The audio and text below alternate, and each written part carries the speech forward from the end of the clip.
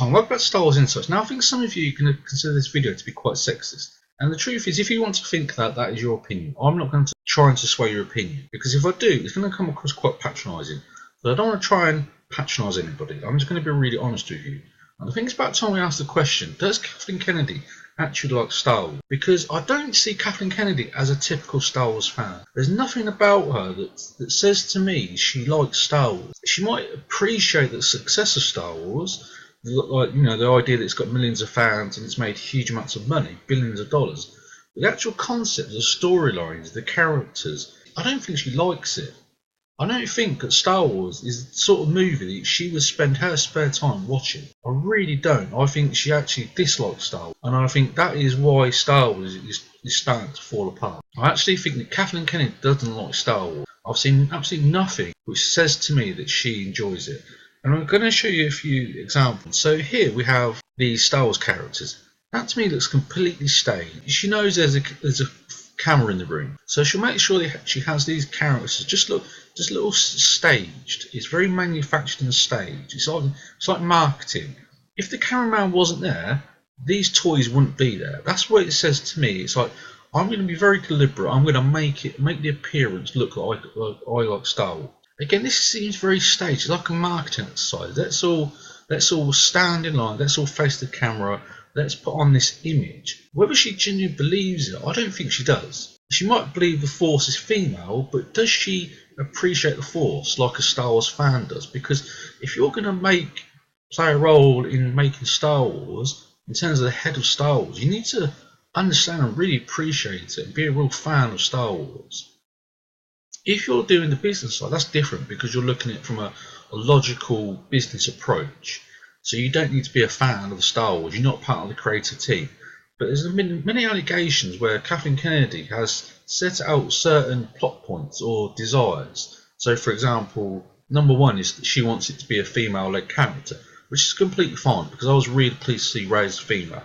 But if she goes into detail where she wants a number of strong females and she wants to take out rebellious male characters like Han Solo, you know, she doesn't want to see that in Star Wars anymore, where for example Poe is kind of belittled and kind of re-educated into taking more logical processes. It's kind of like, you know, people are attracted to James Bond because he's such a rebel. He tears up the rule book. That's what people are attracted to. I actually think Kathleen Kennedy doesn't like that.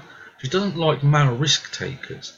So she's setting this agenda where the male risk takers like Han Solo and Poe have to be removed from Star Wars. So if she's having a role in the creative process of Star Wars, but she isn't actually a fan of Star Wars, then Star Wars is not going to work.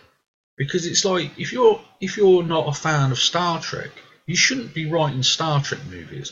Or if you're not a fan of the Transformers, you shouldn't be involved in writing the plot lines of Transformers. This is not going to work. That is just fact. You have to be passionate about something for it to work. So it all seems very staged to me. This is an example. It's like, oh look, I'll put on a Star Wars t-shirt, then I'll show to everybody that I'm a Star Wars fan.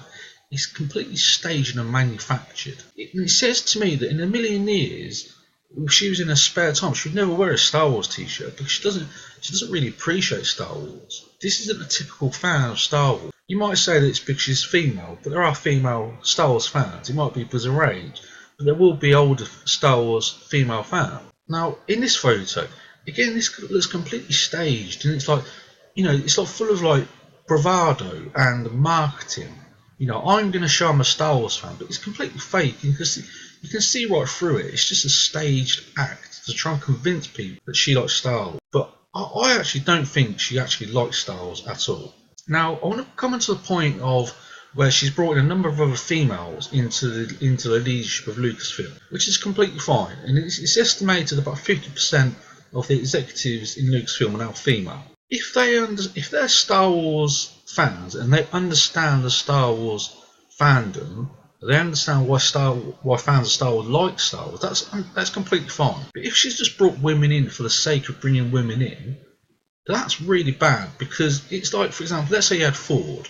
If you're going to have the executives running Ford, whether they're male or female, they need to be really passionate about car industry and cars and car technology. If it's just a salary to the executives of Ford, it's not going to work. You know, you need people who are passionate and really understand it. It's kind of like they're passionate. I'm not saying they have to be diehard fans where they have tattoos and their whole house is Star Wars, decorated in Star Wars, but they need a certain passion or understanding of fans' passion.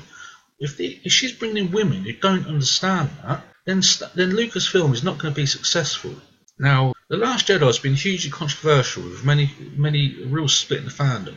Then we've had Solo crashing at the box office. So it's starting to suggest that maybe Kathleen Kennedy doesn't like Star Wars, and she's bringing in people, whether male or female, who are the wrong people. So if she's brought these people in, are these the right people to be running Lucasfilm? And it's starting to show that it isn't, because we had the first Star Wars movie to make a loss in Solo, and we've had fans already online 11 months before Episode 9 is coming out saying they're going to boycott it. So and the toy sales are declining, the publishing of Star Wars is declining, and there's many fans suggesting that Star Wars is dead and Star Wars doesn't have a strong future. So if she's bringing in females in executive roles just to make up the numbers, that's not how business should be run. It should be the right people for the right roles. And this process of just employing females, it's nice, it might sound nice, but in reality that's not how life works. That is not how business works. We don't live in this dream world where you click your fingers and things work. You need the right people in the right jobs. And as far as I can see, it's starting to show that these people aren't the right people. And that is led by Kathleen Kennedy. Now, I actually want to bring a point as an example.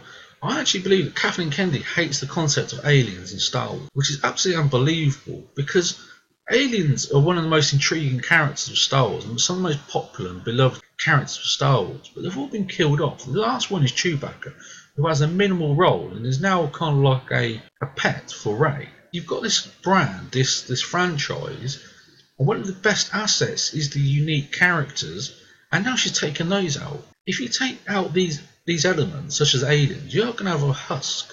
You're going to have a dead husk on your hands, which no one is passionate about. It's boring, it's dull, it's boring, and it's lifeless.